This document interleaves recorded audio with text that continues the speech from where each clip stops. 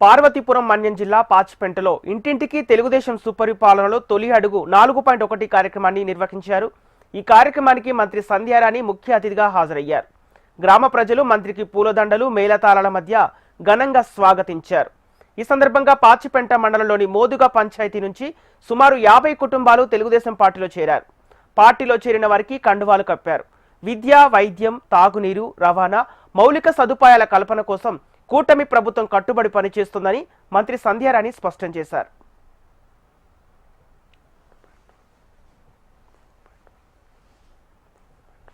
మనం చూసుకున్నట్టయితే ఒకటి కాదు అన్ని కార్యక్రమాలు గత 5 సంవత్సరాల్లో చాలా మనం వెనుకబడిపోయాం. గత 5 సంవత్సరాలు ఒక్క పని ఎక్కడ జరగలేదు. కనీసం రోడ్డు మీద ఉన్నటువంటి గుంతలు కూడా తప్పినటువంటి దాఖలాలు లేవు. అలాంటి పరిస్థితి నుంచి ఈ సంవత్సర కాలంలో కొన్ని కోట్లాది రూపాయలు ఖర్చు పెట్టి మనం అన్ని సంక్షేమ అభివృద్ధి కార్యక్రమాలు చేసుకుంటూ వస్తున్నాం. చాలా ఇబ్బందులు ఉన్నాయి.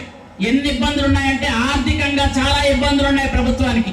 కానీ ఓటు వేసి నమ్మిన ప్రజలకి ఏ ఇబ్బందులు పెట్టకూడదనే ఉద్దేశంతో మన అతి త్వరలో ఒక 10-15 రోజుల్లో రైతులందరికీ అన్నదాత సుఖీభవ డబ్బులు కూడా మన అకౌంట్ లో పడతాయని మీ అందరికీ నేను తెలియజేస్తాను. పేద ప్రజలకు నేను ఎప్పుడూ వెన్నంటిగా దన్నుగా ఉండాలి. చంద్రబాబు నాయుడు గారు ఇస్తున్నటువంటి సంక్షేమ అభివృద్ధి కార్యక్రమాలు ఇవన్నీ.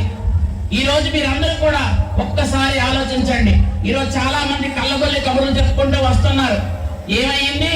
మీరు 6 ఇవన్నారు కదా, సుపరిపాలన అన్నారు, మీరు 6 కార్యక్రమాలు చెయ్యాలి అన్నారు, సూపర్ 6 అన్నారు, సూపర్ 6 లో అన్ని ఇవ్వలేదు అని చెప్పుకుంటూ తిరుగుతున్నారు. కొంతమంది గ్రామాల్లోకి వస్తున్నారు.